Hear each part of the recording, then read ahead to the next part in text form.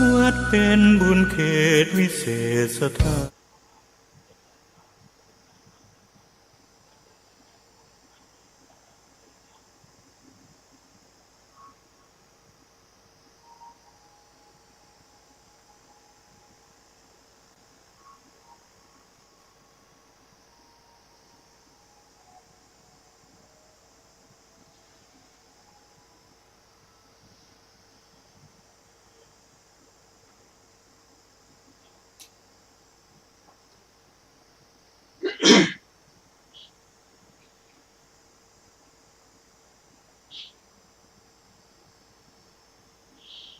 ขอนอบน้อมแด่พระผู้มีพระภาคเจ้า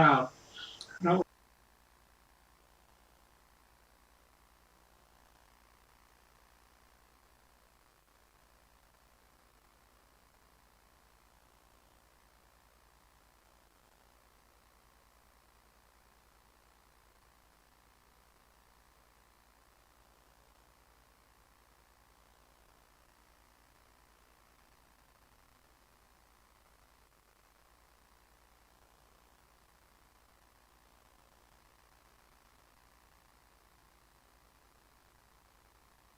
ธรรมไตรปิฎกฉบับอรรถกถาเล่มที่35มาศึกษากันในพระสูตรชื่อว่าจักสีแต่ก่อนจะมาถึงพระสูตรนี้เราจะมาทบทวนถึงพระสูตรที่เราได้ศึกษากันมาก็ทุกรายการที่เราได้ศึกษาร่วมกันนี้เราได้นำพระไตรปิฎกมาศึกษามาสาธยายให้เข้าใจแล้วก็น้อมนำปฏิบัติในส่วนที่เราพอกระทำได้ก็จะทำให้เราได้เพิ่มศีลสมาธิปัญญาไปตามลำดับแต่ในพระสูตรที่เราศึกษากันมานั้นเช่นอริยวังสสูตรก็เป็นพระสูตรที่ขัดเกลากิเลสเช่นในหัวข้ออริยวังสสูตรนี้ก็เป็นการนำเอาสันโดษมาปฏิบัติกันสันโดษที่ว่านี้เป็นสันโดษที่เกี่ยวกับการหาการใช้การบริโภคปัจจัยสี่ในพระสูตรนี้กล่าวถึงการปฏิบัติตั้งแต่เป็นระดับของโลกิยะจนถึงระดับของโลกุตตระแล้วก็น้อมนำส่วนที่เป็นโลกิยะมาปฏิบัติกันเช่นในพระสูตรนี้ที่เราได้มาศึกษานั้นทำให้เราเกิดความมั่นใจเกิดความศรัทธาในพระพุทธธรรมประสงค์พระองค์ตรัสไว้ว่าอริยวังสะเป็นธรรมะอันเลิศเป็นแบบฉบับที่ปฏิบัติกันมายาวนานหมายถึงพระพุทธเจ้าและพระยะบุคคลในสมัยพุทธเจ้าท่านนำข้อปฏิบัติอันเลิศนี้มาปฏิบัติกันเช่นองค์ตรัสว่าภิกษุทั้งหลายอริยวังสะนี้เป็นธรรมอันเลิศเป็นแบบฉบับเป็นแบบแผนมาปฏิบัติกันตั้งแต่สมัยอดีตไม่เคยลืมไม่ถึงทอดทิ้งแม้ในปัจจุบันก็น้อมนำมาปฏิบัติทั้งในอนาคตก็จะไม่ละทิ้ง อริยวังสะสี่นี้ได้แก่อะไรมั่งการสันโดษพอมีพอได้ตามมีตามได้ในการแสวงหาจีวรเราก็น้อมนำส่วนนี้มาจากจีวรก็เป็นเสื้อผ้าผ่อนแสวงหาตามมีตามได้และสรรเสริญการแสวงหาจีวรตามมีตามได้เมื่อแสวงหาแล้วไม่ได้จีวรก็ไม่ทรนทรายไม่ได้จีวรแล้วก็ไม่ติดใจสยบพัวพันในจีวรนั้น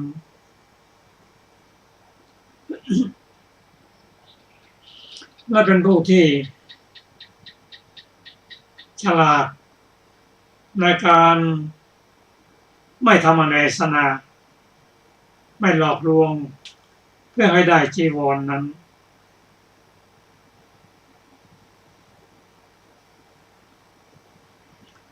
และมีปัญญา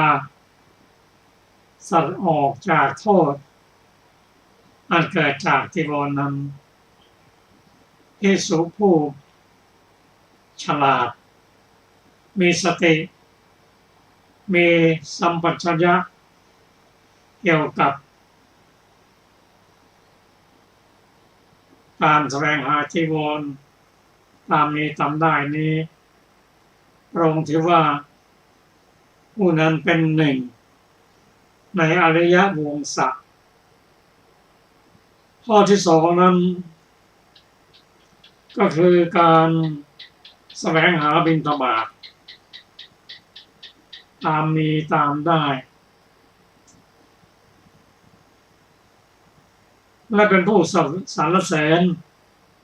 การแสวงหาบิณฑบาตตามมีตามได้นั้นเมื่อได้บิณฑบาตมาแล้วเมื่อไม่ได้บิณฑบาตก็ไม่ทุรนทุรายเมื่อได้บิณฑบาตแล้วก็ไม่ติดใจสยบพัวพันในบิณฑบาตนั้นกระทั่งไม่ทำอนาสนาเนื่องในการแสวงหาบิณฑบาตนั้นอีกทั้งไม่ข่มขู่ผู้อื่นด้วยบิณฑบาตนั้นและเป็นผู้ฉลาดในการออกจากโทษอันมีในบิณฑบาตนั้นภิกษุเป็นผู้ฉลาดมีสติมีสัมปชัญญะในการแสวงหาบิณฑบาตอย่างนี้ตรงตรัสว่าเป็นผู้ที่มีส่วนในวังอริยวังสะยังมีประการหนึ่งคือการแสวงหาเสนาสนะตามมีตามได้และเป็นผู้ที่สรรเสริญการแสวงหาเสนาสนะตามมีตามได้เมื่อไม่ได้เสนาสนะก็ไม่ทุรนทุรายเมื่อได้มาแล้วก็ไม่ติดใจสยบพัวพันในเสนาสนะนั้น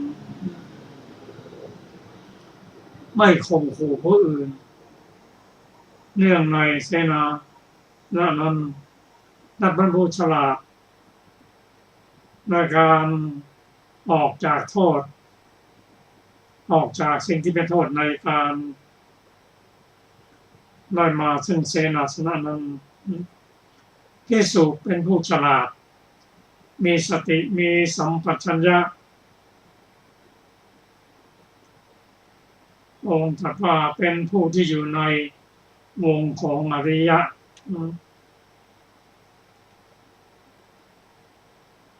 ประการ ต่อมาก็คือการภาวนาในสิ่งที่เป็นกุศลธรรมและการออกจากกิเลสคือปหานะต้องมีการฝึกอบรมอยู่เสมอธรรมของอริยวังสี่ประการนี้เราจะเห็นว่าเป็นการปฏิบัติเข้มของพระพุทธเจ้าและอริยวงของพระองค์ ในประสูตรสุดนี้ถ้าเราจะน้อมนำมาปฏิบัติก็จะได้ประโยชน์นั่นคือการเรียนและเข้าใจแล้วก็นำส่วนที่พอปฏิบัติได้ ก็เป็นสิ่งต้องการพื้นฐานปัจจัยสี่คือเสื้อผ้าอาภรณ์หนึ่งอาหารสองที่อยู่อาศัยสามแต่ของปัจจัยสี่ในทางปฏิบัตินั้นข้อที่สี่นั้นเป็นกีฬานปัจจัยก็เป็นข้อที่นำมาแล้วก็เป็นการลดกิเลสลงยกตัวอย่างเช่นเสื้อผ้าอาภรณ์เรามีจิตมุ่งหมายอย่างไรพิจารณาแล้วการใช้เสื้อผ้าอาภรณ์นั้นเพื่อปกปิดกันความอับอายประการที่สองกันร้อนกันหนาวประการที่สามก็ป้องกันสิ่งอันตรายต่างๆไม่รู้จุดมุ่งหมายอย่างนี้แล้วก็ไม่จำเป็นจะต้องหาสิ่งที่ดีที่แพงเกินไปเป็นการลดกิเลสตัวเองเมื่อไม่ได้สิ่งที่เสื้อผ้าเราพอใจก็ไม่กระวนกระวายใจไม่โมโหโทโสเมื่อได้แล้วก็ไม่ติดใจสยบผูกพันในอาภรณ์นั้นทุกสิ่งทุกอย่างเป็นการขัดเกลาเช่นไม่ทุรนทุรายโมโหโทโสนั้นก็เป็นการว่าให้โทสะเกิดขึ้นเมื่อได้แล้วก็ไม่ติดใจยินดีจนเกินไปไม่สยบผูกพันกันไปก็เป็นการลดโลภะลงไปก็เป็นการลดโลภะโทสะทุกขั้นตอนของการพิจารณาใช้เสื้อผ้าอาหารก็เช่นเดียวกันเมื่ออยากจะกินอาหารที่ดีที่อร่อยเมื่อไม่ได้ดังใจก็ไม่ทุรนทุรายไม่โมโหโทโสเมื่อได้แล้วก็ไม่ติดใจอาหารลดอาหารจนเกินไปสยบผูกพันจะต้องเป็นอาหารอย่างนั้นอย่างนี้ก็เป็นการถ้าทำได้ก็เป็นการลดโลภะลงไปที่อยู่อาศัยก็เช่นเดียวกันความต้องการของผู้ที่ปรารถนาที่อยู่อาศัยนั้นบางทีก็มากเกินไปเราที่อยู่อาศัยนั้นก็เพียงเพื่อป้องกันร้อนป้องกันหนาวป้องกันอันตรายจากสัตว์ร้ายวัตถุประสงค์มีอย่างนั้นแต่ถ้าเราทำเกินไปไม่ได้แล้วก็โทนทลายไม่ได้แล้วก็มีความสุขติดใจแต่จริงๆแล้วสิ่งที่ได้มานั้นเราก็ใช้ในชั่วระยะหนึ่งก็เป็นการขัดเกลากิเลสท่านผู้ฟังที่เคารพเราก็ทำได้นะสิ่งที่เราจะทำได้นั่นเอง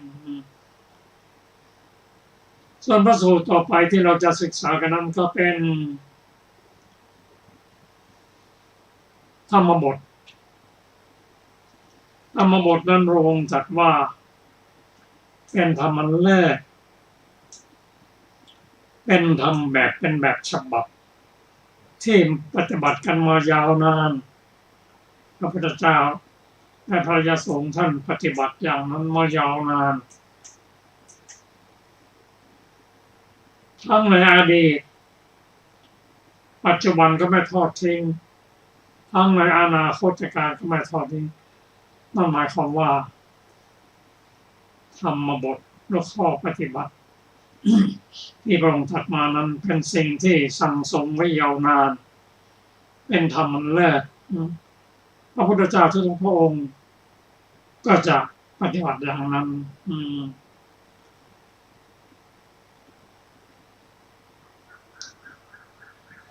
ได้แก่อะไรมั่งธรรมบทได้แก่อานะวิชชา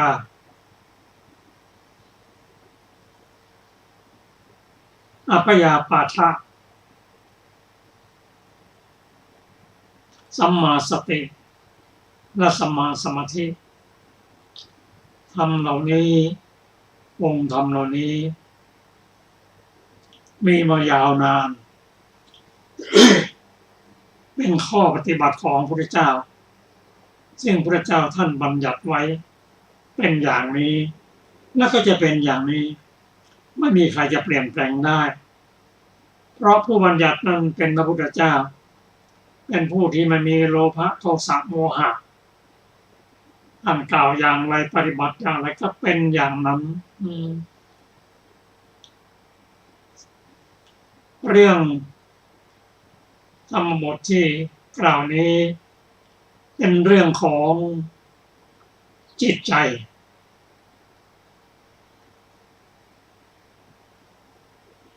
เป็นเรื่องของจิตเช่นอนัพพิชา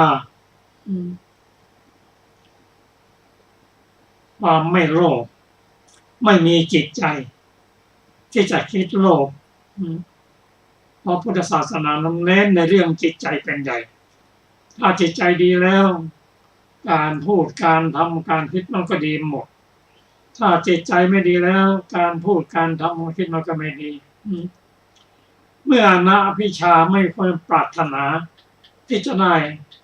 ของผู้อื่นที่ตนเองมันมีสิทธิ์ไม่มีแม้แต่เพียงจะคิดตรงข้ามกับอยากได้ของคนอื่น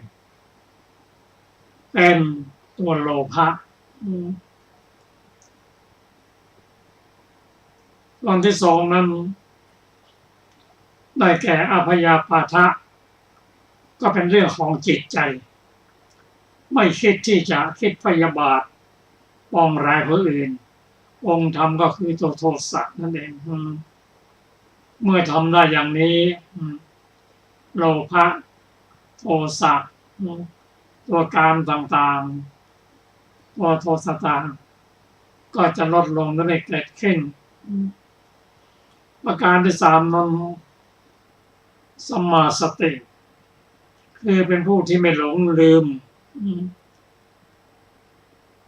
เป็นผู้มีความระลึกได้ในสิ่งที่ทำแม้ตำนานก็ยังระลึกได้อยู่ตัวสัมมาสตินี้เป็นข้อปฏิบัติเป็นพหุปรธรรมยิ่งมีมากก็ยิ่งดี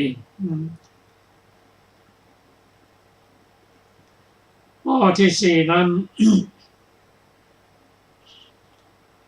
เป็นสัมมาสมาธิมีจิตตั้งมั่นไม่หมุนไปตามอารมณ์ทำทั้งสี่อย่างนี้คือจิตตั้งมั่นตรงข้ามกับจิตที่ไม่ตั้งมั่นสัมมาสติก็เป็นธรรมที่ตรงข้ามกับการไม่มีสติธรรมเหล่านี้เป็นธรรมมันแรกเป็นแบบเป็นแผนใช้ปฏิบัติมาในสมัยพุทธเจ้าทั้งในอดีตปัจจุบันและในอนาคตผู้ปฏิบัติธรรมมันแรกก็จะได้สิ่งที่เป็นอันแรก อีกสูตรหนึ่งที่เกี่ยวข้องกับสูตรนี้ก็คือปริภาชกสูตรคือธรรมที่พระองค์นำธรรมนี้มา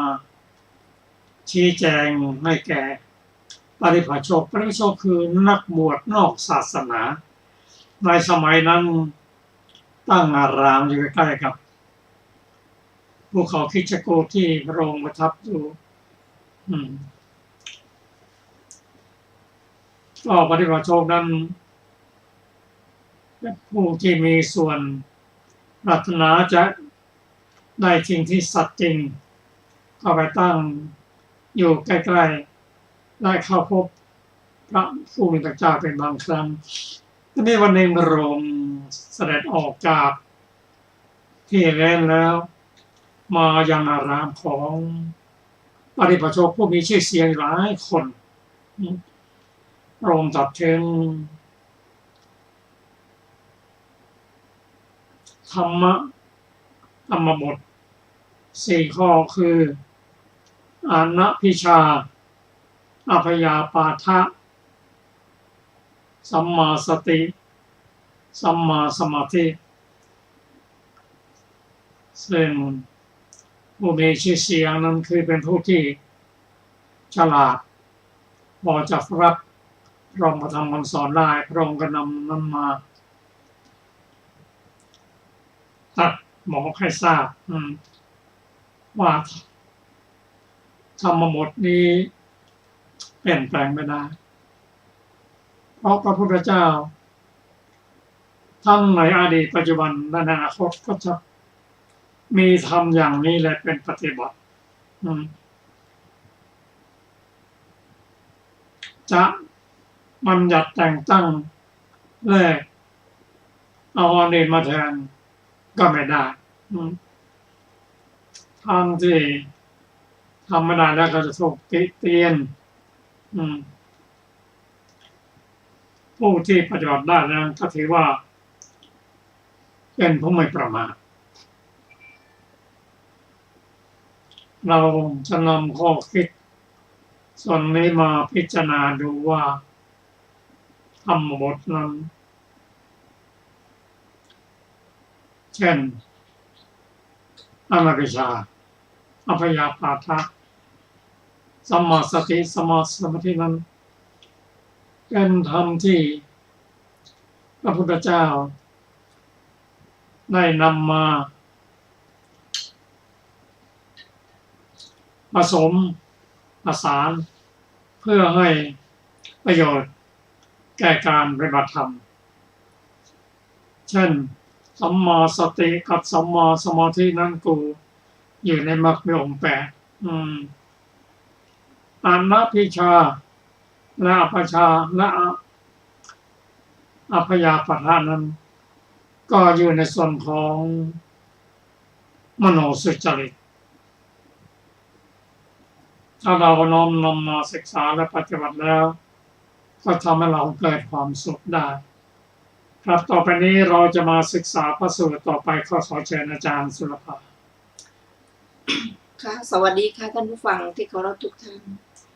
พระสูตรที่เราจะได้ศึกษาในวันนี้ชื่อว่าจักรสูตร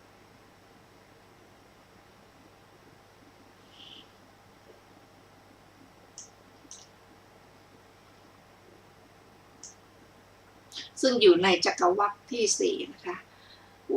จักรสูตรนี่ว่าด้วยจักร4ดูก่อนภิกษุทั้งหลายจักรคือธรรมดุจล้อรถ4ประการนี้เป็นเหตุให้เทวดาและมนุษย์ทั้งหลายผู้ประกอบพร้อมแล้วได้จักรที่จะหมุนนำไปสู่ความเจริญ4ประการเป็นเหตุให้เทวดาและมนุษย์ทั้งหลายผู้ประกอบพร้อมแล้วถึงความใหญ่ความไพบูรย์ในโภคทรัพย์ทั้งหลายไม่นาเลยจักร4ประการคืออะไรคือ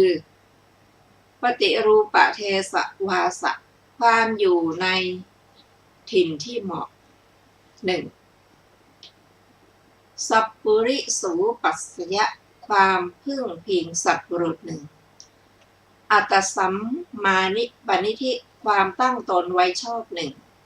อุเพกตะปุญญตาความเป็นผู้มีความดีอันได้ทำไว้ก่อน 1. นี่แหละจักสี่ซึ่งเป็นเหตุให้เทวดาและมนุษย์ทั้งหลายผู้ประกอบพร้อมแล้วได้จักสี่เป็นเหตุให้เทวดาและมนุษย์ทั้งหลายผู้ประกอบพร้อมแล้วถึงความใหญ่ความไพบูรย์ในโภคทรัพย์ทั้งหลายไม่นานเลยนรชนพึงอยู่ในถิ่นที่เหมาะพึงทำอารยชนให้เป็นมิตรถึงพร้อมด้วยความตั้งตนไว้ชอบมีความดีอันได้ทำไว้ก่อนข้าวเปลือกทรัพย์ยศเกียรติและความสุขย่อมพรั่งพรูมาสู่นรชนผู้นั้นจบจักสูตรที่หนึ่งซึ่งมีอรรถกถาวินิจฉัยดังต่อไปนี้บทว่าจักการนิคือสมบัติบทว่าจตุจักกังวัตติความว่าจักคือสมบัติสี่ย่อมหมุนสืบต่อไปบริษัทสี่ย่อมปรากฏพร้อมในถิ่นใดความอยู่ในถิ่นอันสมควรเห็นปานนั้นชื่อว่าปฏิรูปเทสวาสะความอยู่ในถิ่นที่เหมาะความพึ่งพิงเข้าหาสัตว์บุรุษมีพระพุทธเจ้าเป็นต้นชื่อว่าสัพปริสูปัสสยะความพึ่งพิงสัตว์บุรุษการตั้งตนไว้ชอบคือถ้าเป็นคนประกอบด้วยความไม่ศรัทธาเป็นต้นมาก่อนการละความไม่มีศรัทธาเหล่านั้นเสียแล้วตั้งอยู่ในศรัทธาเป็นต้นชื่อว่าอัตตสัมมาปณิธิความตั้งตนไว้ชอบความเป็นผู้มีกุศลอันสั่งสมไว้ในการก่อนชื่อว่าปุเพจะกัตตปุญญากตปุญญาตาความเป็นผู้ทำบุญมาก่อนข้อนี้แหละถือเอาเป็นประมาณในจักสีนี้เพราะว่ากุศลกรรมเท่านั้นอันคนใดด้วยจิตที่สัมปยุตด้วยญาณอันใดกุศลจิตนั้นแหละย่อมนำคนนั้นเข้าไปอยู่ในถิ่นที่เหมาะให้เข้าคบหาสัตว์บุรุษก็บุคคลนั้นชื่อว่าตั้งตนไว้ชอบด้วยอาการอย่างนี้บทว่าปุญญกโตแปลว่าได้ทำบุญไว้แล้วบทว่าสุขานเจตังอธิวัตติความว่าและความสุขย่อมพลั่งพรูคือแผ่ลงมาสู่บุคคลนั้นดังนี้จบอันคถาของจักสูตรที่หนึ่งต่อไปเป็นสังคหสูตรว่าด้วยสังคหวัตถุสี่ประการดูก่อนภิกษุทั้งหลายสังคหวัตถุคือทำเป็นเครื่องสงเคราะห์สี่ประการนี้สังคหวัตถุสี่ประการคืออะไรคือทานการให้ปานหนึ่งปยวัชชะเจรจาไพเราะหนึ่งอัฏฐจริยาบำเพ็ญประโยชน์ต่อกันหนึ่งสมานัตตาความวางตนสม่ำเสมอหนึ่งนี่แหละภิกษุทั้งหลายคือสังคหวัตถุสี่ประการการให้ปานหนึ่งเจรจาไพเราะหนึ่งบำเพ็ญประโยชน์หนึ่งความวางตนสม่ำเสมอในธรรมนั้นตามควรหนึ่งเรานี่แลเป็นธรรมเครื่องสงเคราะห์ในโลกเหมือนสลักที่หัวเพลาคุมรถที่ล่านไปอยู่ฉะนั้นถ้าทำเครื่องสงเคราะห์เหล่านี้ไม่มีไซร้มารดาหรือบิดาก็จะไม่พึงได้รับความนับถือหรือบูชาเพราะเหตุบุตร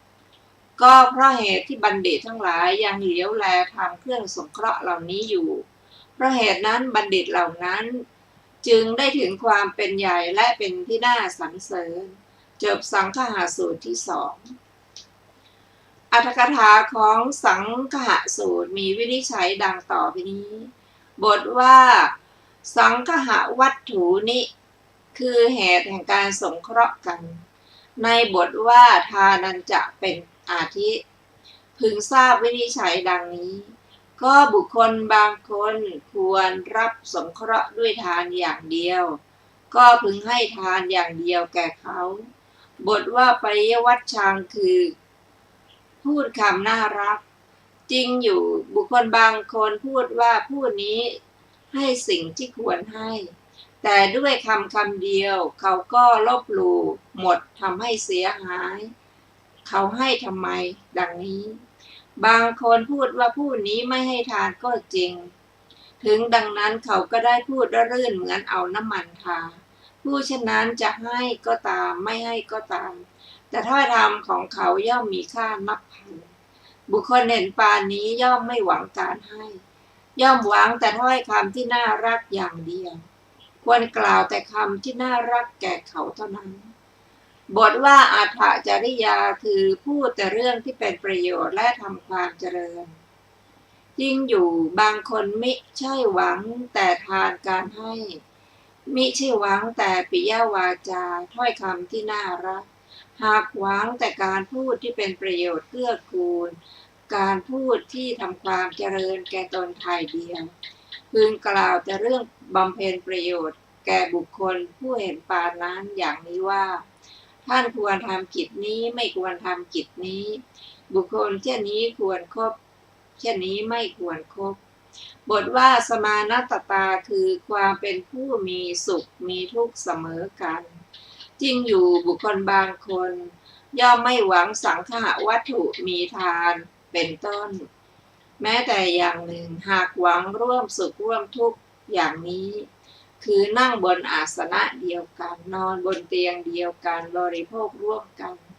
ถ้าเขาเป็นคฤหัสถ์ย่อมเสมอกันโดยชาติบรรพชิตย่อมเสมอกันโดยศีลความวางตนสม่ำเสมอนี้ควรทำแก่บุคคลนั้น บทว่าตัทธะยถาระหังความว่าความวางตนเสมอสม่ำเสมอในธรรมนั้นตามสมควร บทว่ารัฐสานีวะยายโตความว่าสังฆะธรรมเหล่านี้ย่อมยึดเหนี่ยวโลกไว้ได้เหมือนสลักที่หัวเพลาย่อมยึดรถที่แล่นไปอยู่คือย่อมยึดยานคือรถไว้ได้ฉะนั้นบทว่าณมาตาปุตตะการณาความว่าถ้ามารดาไม่พึงทำการสงเคราะห์เหล่านั้นแก่บุตรไซร้ท่านก็ไม่พึงได้รับความนับถือหรือบูชาเพราะบุตรเป็นเหตุบทว่าสังฆหาเอเตเป็นปฐมาวิภัตใช้ในอัฏฐทุติยาวิภัตอันหนึ่งปาฐะว่าสังฆเหเอเตก็มีบทว่าสมะเวขันติคือย่อมพิจารณาเห็นโดยชอบบทว่าปาสังสาจะภวันติคือย่อมเป็นผู้ควรสรรเสริญจบอรรถกถาของสังฆหสูตรที่สองต่อไปคือสีหสูตรว่าด้วยพระตถาคตเป็นผู้มีฤทธิ์มากดูก่อนภิกษุทั้งหลายราชสีห์ออกจากที่อาศัยในเวลาเย็นสลัดกายแล้วมองไปรอบทั้งสี่ทิศแผดเสียงขึ้น3 ครั้งจึงออกไปหาเหยื่อฝ่ายเหล่าสัตว์เดรัจฉานได้ยินเสียงแผดของราชสีห์โดยมากย่อมบังเกิดความกลัวสยองหวาดสะดุ้งจำพวกพิลาไสอยู่ในปล่องในโพรงก็เข้าปล่องเข้าโพรงจำพวกอุทกาไสอยู่ในถ้ำก็ลงน้ำจำพวกวนาไสอยู่ในป่าในรกก็เข้าป่าเข้ารกจำพวกปักษีมีปีกก็บินขึ้นอากาศแม้แต่ช้างหลวงที่เขาผูกไว้ด้วยเชือกหนังอันเหนียวแน่นในคามนิคมและราชธานีทั้งหลายก็กระชากเครื่องผูกยับเยินกลัวจนมูดคูดไหลวิ่งเตลิดไปไม่รู้ว่าทางไหนต่อทางไหนดูก่อนภิกษุทั้งหลายราชสีห์มีฤทธิ์มากอย่างนี้มีอานุภาพยิ่งใหญ่มากกว่าบรรดาสัตว์เดรัจฉานอย่างนี้ฉันใดดูก่อนภิกษุทั้งหลายชั้นเดียวกันนั่นแหละเมื่อตถาคตเกิดขึ้นในโลกเป็นพระอรหันต์ผู้ตรัสรู้เองโดยชอบและอื่นๆแสดงธรรมว่าสักกายะเป็นอย่างนี้สักกายะสมุทัยเป็นอย่างนี้สักกายะนิโรธเป็นอย่างนี้สักกายะนิโรธคามินีปฏิปทาเป็นอย่างนี้แม้แต่เทวดาทั้งหลายที่อายุยืนผิวพรรณสามมีความสุขมากสถิตอยู่ตลอดกาลนานในวิมานอันสูงได้ฟังธรรมเทศนาของตถาคตแล้วโดยมากย่อมบังเกิดความพลั่นใจความสังเวชใจความสะดุ้ง ได้สำนึกว่าท่านผู้เจริญทั้งหลายได้ยินว่าชาวเรานี่ไม่เที่ยงแท้หนออย่าได้สำคัญตัวว่าเป็นผู้เที่ยงแท้พวกเราไม่คงทนหนออย่าได้สำคัญตนว่าเป็นผู้คงทนพวกเราไม่ยั่งยืนหนออย่าได้สำคัญตัวว่าเป็นผู้ยั่งยืนผู้เจริญทั้งหลายท่านว่าชาวเรานี่ไม่เที่ยงแท้ไม่คงทนไม่ยั่งยืนที่แท้ก็นับเนื่องอยู่ในสักกายะดูก่อนภิกษุทั้งหลายตถาคตเป็นผู้มีฤทธิ์มากอย่างนี้เป็นผู้มีอานุภาพยิ่งใหญ่กว่าชาวโลกกับทั้งเทวโลกด้วยประการอย่างนี้แลเมื่อพระพุทธเจ้าผู้เป็นพระศาสดาหาบุคคลเปรียบมิได้ทรงประกาศพระธรรมจักรคือสักกายะเหตุเกิดแห่งสักกายะสักกายะนิโรธและอริยมรรคมีองค์8อันเป็นทางแห่งความสงบสุขแก่ชาวโลกกับทั้งเทวโลกแม้แต่ทวยเทพผู้อายุยืนผิวพรรณงามมียศไม่ฟังธรรมของพระองค์ผู้เป็นพระอรหันต์ผู้พ้นอย่างวิเศษแล้วผู้คงที่แล้วก็พรั่นใจบังเกิดความสะดุ้งว่าชาวเรานี่ไม่เที่ยงแท้ไม่ก้าวล่วงสักกายะดุจฝูงมฤคสามัญได้ยินเสียงแผดแห่งสีหะแล้วสะดุ้งตื่นกลัวฉะนั้นจบสีหสูตรที่3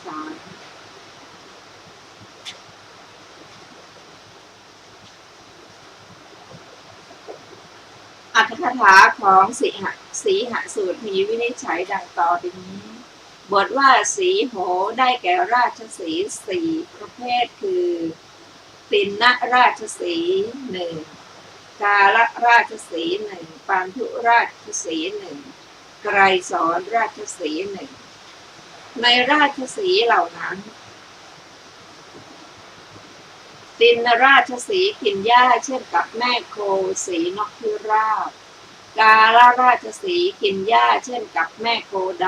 ำปันธุราชสีห์กินเนื้อเช่นกับแม่โคมีใบไม้สีเหลืองไกรสอนราชสีห์ประกอบด้วยหน้าปลายหางและปลายเท้าทั้ง4ที่ธรรมชาติตกแต่งด้วยครั่งตั้งแต่ศีรษะของไกรสอนราชสีห์นั้นรอย3 รอยคล้ายเขาเขียนไว้ด้วยผู้กันครั่งไปตรงกลางหลังเป็นขวัญอยู่ในระหว่างโคนขาส่วนที่คอของมันมีสร้อยคอคล้ายกับแวดวงไว้ด้วยผ้ากำพลแดงมีค่านับแสนส่วนอวัยวะที่เหลือได้มีสีตัวดังก้อนข้าวสาลีล้วนหรือดังก้อนจุลแห่งหอยสังในราชสีห์4เหล่านี้ท่านประสงค์เอาไกรสอนราชสีห์นี้ในที่นี้บทว่ามิขราชาได้แก่เป็นราชาแห่งฝูงเนื้อทั้งหมดบทว่าอาสยาได้แก่ออกจากสถานที่อยู่ท่านอธิบายว่าย่อมออกจากถ้ำทองหรือถ้ำเงินถ้ำแก้วมณีถ้ำแก้วผลึกหรือถ้ำแก้วมโนศิลาก็เมื่อจะออกย่อมออกด้วยเหตุ4คือถูกความมืดบีบคั้นออกเพื่อแสงสว่าง1ปวดอุจจาระปัสสาวะออกเพื่อถ่ายอุจจาระปัสสาวะ1ถูกความหิวบีบคั้นออกเพื่อหาเหยื่อ1ถูกความสืบพันธุ์บังคับบีบคั้นออกเพื่อสมสู่กัน1แต่ในที่นี้ท่านหมายเอาออกเพื่อหาเหยื่อ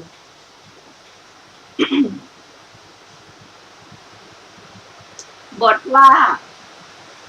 วิชัมพเตกความว่าราชสีห์วางเท้าหลังทั้งสองให้เสมอกันบนพื้นถ้ำทองหรือบนพื้นถ้ำเงินถ้ำแก้วมณีถ้ำแก้วผลึกหรือถ้ำมโนศิลาอย่างใดอย่างหนึ่งเหยียดเท้าหน้าไว้ตรงหน้าชักส่วนหลังของตัวกระเถิบส่วนหน้าโน้มหลังลงชูคอขึ้นสลัดธุลีที่ติดอยู่ที่ตัวสะบัดกระหนึ่งเสียงฟ้าผ่าส่วนธุลีย่ำปลิววนกันอยู่บนพื้นที่สลัดนั้นเหมือนถูกรุกโครุ่น ส่วนธุรีนั้นที่ปลิวอยู่ปรากฏคล้ายลูกไฟที่หมุนอยู่ในความมืดบทว่าอนุวิโลเกติ ความว่าเพราะเหตุถามว่าเพราะเหตุไรราชสีห์จึงเหลียวดูตอบว่าเพราะความเอ็นดูสัตว์อื่นได้ยินว่าเมื่อมันแผดเสียงสัตว์ทั้งหลายมีช้างวัวควายเป็นต้นเที่ยวอยู่ใกล้เหวและบ่อก็ตกไปในเหวบ้างในบ่อบ้างมันจึงเลี้ยวดูก็เพราะความเอ็นดูสัตว์เหล่านั้นถามว่าก็ราชสีห์ตัวดุร้ายที่กินเนื้อของสัตว์อื่นนั้นยังมีความเอ็นดูอยู่หรือตอบว่ามีอยู่จริงอย่างนั้นมันย่อมไม่จับสัตว์เล็กๆเพื่อเป็นอาหารของตนด้วยคิดว่าประโยชน์อะไรของเราด้วยสัตว์อันมากที่ถูกฆ่าดังนี้มันทำความเอ็นดูด้วยอาการอย่างนี้ก็ข้อนั้นสมจริงดังท่านกล่าวว่าเราอย่าฆ่าสัตว์ตัวเล็กตัวน้อยที่อยู่ในที่ไม่เรียกเสียเลยบทว่าสีหานาทังนาทติความว่าครั้งแรกแผดเสียงที่สัตว์กลัวขึ้น3 ครั้งก็แลเมื่อมันยืนอยู่บนพื้นที่สะบัดแผดเสียงออกเสียงย่อมกึกก้องเป็นอย่างเดียวกันโดยรอบตลอดเนื้อที่3 โยชน์ฝูงสัตว์2 เท้าและ4 เท้าที่อยู่ภายใน3 โยชน์ได้ยินเสียงกึกก้องของมันเข้าย่อมยืนอยู่ในที่เดิมไม่ได้บทว่าโคจรายะปักกมะติได้แก่ย่อมออกไปเพื่อหาเหยื่อถามว่าอย่างไรตอบว่ามันยืนบนพื้นที่สะบัดกระโดดไปข้างขวาทีข้างซ้ายทีข้างหลังทีย่อมวิ่งไปตลอดเนื้อที่ประมาณอุสภะหนึ่งเมื่อกระโดดสูงกระโดดได้4 อัสสภะบ้าง8 อัสสภะบ้าง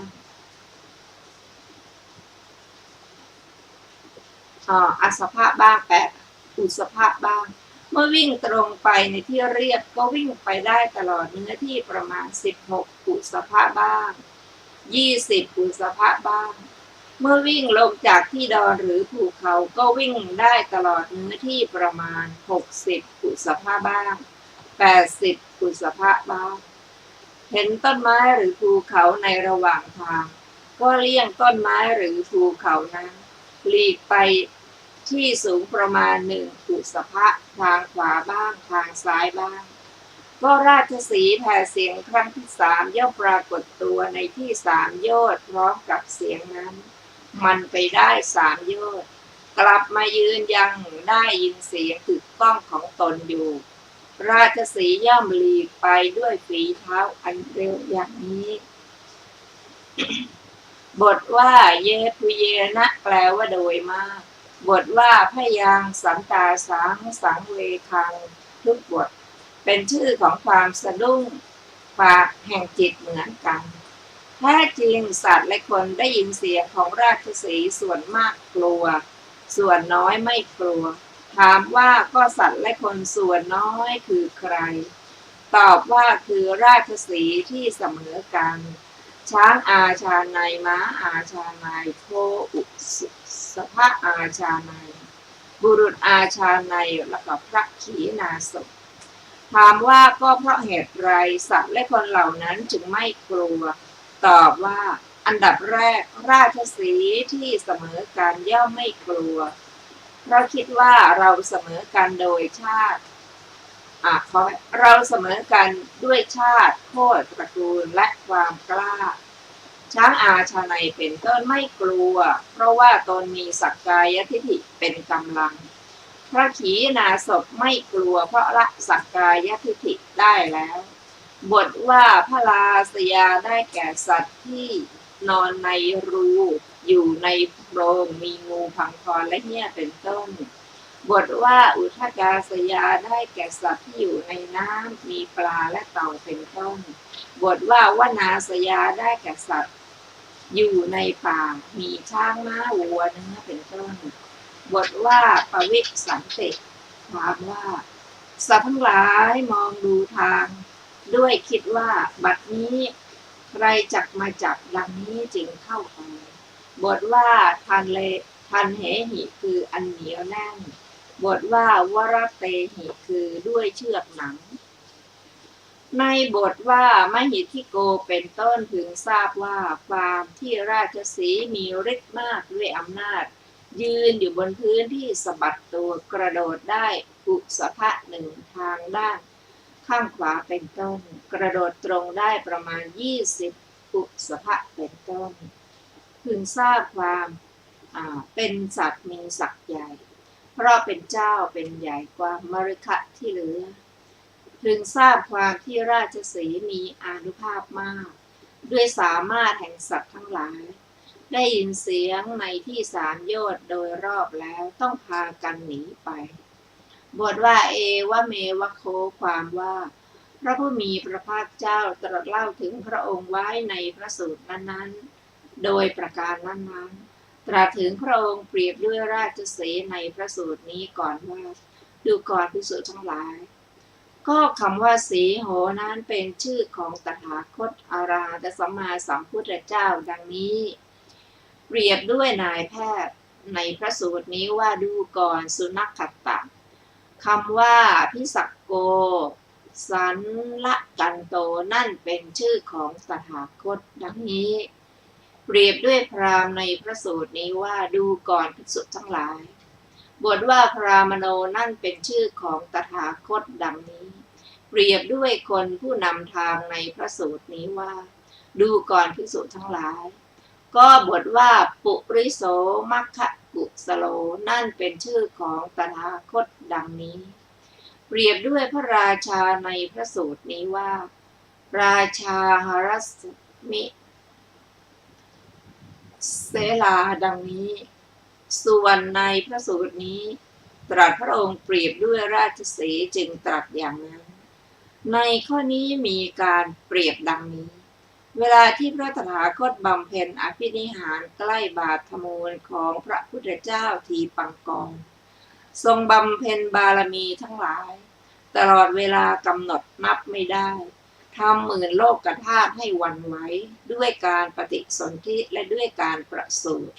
จากครรภ์ของมารดาในภพสุดท้ายทรงเจริญวัยแล้วเสวยสมบัติในทิพยสมบัติประทับอยู่ในปราสาทสามหลังพึงทราบเหมือนเวลาราชสีห์อยู่ในกาญจนคูหาถ้ำทองเป็นต้นเวลาที่ตถาคตทรงม้ากันทกะมีนายชนะเป็นสหายเสด็จออกทางพระทวารเปิดในเวลามีพระชนมายุ29 พรรษาก้าวล่วงราชสมบัติทั้งสามคือราชาธิราชจักรพรรดิราชจักรพรรดิราชาเสร็จแล้วทรงครองผ้ากาสายะอันพรหมถวายณฝั่งแม่น้ำอโนมาทรงผนวดแล้วก็เสด็จไปยังกรุงราชคฤห์ในวันที่7เที่ยวบิณฑบาตในกรุงราชคฤห์นั้นทรงทำภัตกิจณเงื้อมภูเขาปันทวะจนทรงถวายปฏิญญาแก่พระเจ้าพิมพิสารว่าทรงบรรลุพระสัมมาสัมโพธิญาณแล้วจะเสด็จมาแคว้นมคธก่อนแห่งอื่นพึงทราบเหมือนเวลาราชสีห์ออกจากกาญจนคูหาเป็นต้นเวลาพระตถาคตทรงถวายปฏิญญาแล้วเสด็จเข้าไปหาอาลาระดาบทกาลามะโคตเป็นต้นไปจนเสวยก้อนเข้าไปหญ้า49 ก้อนอันนางสุชาดาถวายพึงทราบเหมือนเวลาราชสีห์สะบัดตัวการที่พระตถาคตทรงรับหญ้าคา8 กรัมที่พราหมณ์ชื่อโสทิยะถวายในเวลาเย็นเทวดาในหมื่นจักรวาลชมเชยบูชาด้วยของหอมทรงทำประทักษิณโพธิพฤกษ์3 ครั้งแล้วเสด็จขึ้นโพธิมันทสถานทรงลาดเครื่องลาดคือหญ้าคาณที่สูง14 ศอกประทับนั่งอธิษฐานความเพียรมีองค์4ทรงกำจัดมารและพละมารในขณะนั้นนั่นเองทรงชำระวิชชา3ในยามทั้ง3ทรงกวนมหาสมุทรคือปฏิจจสมุปบาททรงทั้งอนุโลมและทั้งปฏิโลมด้วยเครื่องกวนคือยมกะยานพระยานคู่ เมื่อทรงบรรลุพระสัพพัญญุตญาณแล้วหมื่นโลกธาตุก็ไหวด้วยอานุภาพพระสัพพัญญุตญาณนั้นถึงทราบเหมือนการกำจัดธุลีในตัวของราชสีห์การที่พระตถาคตทรงบรรลุพระสัพพัญญุตญาณประทับอยู่ณโพธิมันทสถาน7 สัปดาห์เสวยข้าวมัทุปายาตเป็นพระกัลยาหารทรงรับอาราธนาแสดงธรรมของท้าวมหาพรหม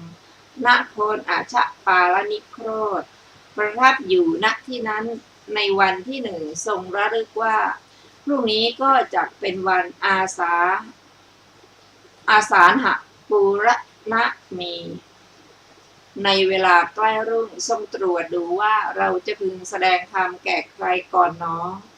ทรงทราบว่าอาราลดาบทและอุทกดาบทสิ้นชีพเสียแล้วก็ทรงเห็นภิกษุปัญจวัคคีย์สมควรรับพระธรรมเทศนาก่อนพึงเห็นเหมือนการเลี้ยวดูสี่ทิศของราชสีห์เวลาที่พระตถาคตทรงถือบาทและจีวรของพระองค์เสด็จลุกจากต้นอาชปาลนิโครธเสด็จไปสิ้นทาง18 โยชน์ภายหลังเสวยพระกรยาหารด้วยหมายพระหฤทัยจักประกาศธรรมจักรแก่ภิกษุปัญจวัคคีย์พึงเห็นเหมือนเวลาราชสีห์ออกหาเหยื่อไปได้3 โยชน์เวลาพระตถาคตเสด็จไปสิ้นทาง18 โยชน์ทรงทำภิกษุปัญจวัคคีย์ให้เข้าใจแล้วประทับนั่งเหนืออัจฉรบัลลังก์ขัดสมาธิอันหมู่เทพได้ประชุมพร้อมกัน หมื่นจักรวาลห้อมล้อมแล้วจึงประกาศพระธรรมจักรโดยนัยยะเป็นอาทิว่าอันตะส่วนสุดของนี้อันนักบวชไม่ควรเสพดังนี้พึงทราบเหมือนเวลาราชสีห์แผดสีหนาถก็แล้วเมื่อตถาคตทรงแสดงพระธรรมจักรนี้เสียงอุโคตแห่งธรรมของราชสีห์คือพระตถาคตก็ปกคลุมหมื่นโลกธาตุเบื้องต่ำถึงอเวจีเบื้องบนจดพระวัคคพรหมเวลาเมื่อพระตถาคตแสดงลักษณะ3ตรัสธรรมจำแนกสัจจะ4พร้อมด้วยอาการ16จนถึงพันนัยยะพวกเทวดาที่มีอายุยืนก็เกิดสะดุ้งด้วยญาณพึงทราบเหมือนเวลาพวกสัตว์เล็กๆสะดุ้งเพราะเสียงของราชสีห์อีกในหนึ่งพระตถาคตทรงบรรลุพระสัพพัญญุตญาณก็เหมือนราชสีห์เวลาที่เสด็จออกจากพระคันธกุฎีก็เหมือนราชสีห์ออกจากถ้ำทองที่อยู่อาศัย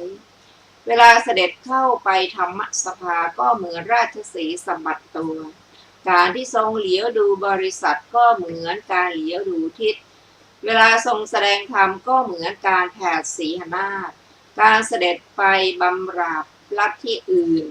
ก็เหมือนการออกหาเหยื่ออีกในหนึ่งพระตถาคตก็เหมือนราชสีห์การออกจากพระสมาบัติที่อาศัยนิพพานโดยอารมณ์ก็เหมือนการออกจากการจะน่าคูหาที่อาศัยหิมมวันตะบันพศ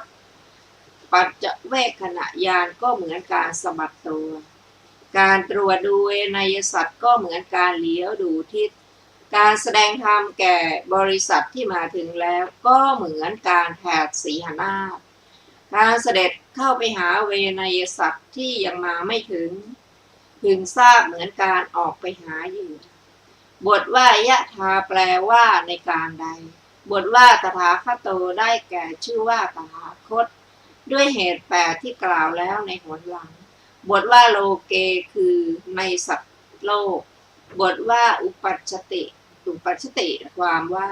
ตถาคตชื่อว่ากำลังเกิดขึ้นตั้งแต่อภินิหารบำเพ็ญพระบารมีจนถึงโพธิบัลลังก์หรืออรหัตตมรรคญาณแต่เมื่อบรรลุอรหัตผลชื่อว่าเกิดขึ้นแล้วบทว่าอรหังสัมมาสัมพุทโธเป็นอาทิท่านขยายไว้พิสดารแล้วในนิเทศว่าด้วยพุทธานุสติในคัมภีร์วิสุทธิมรรค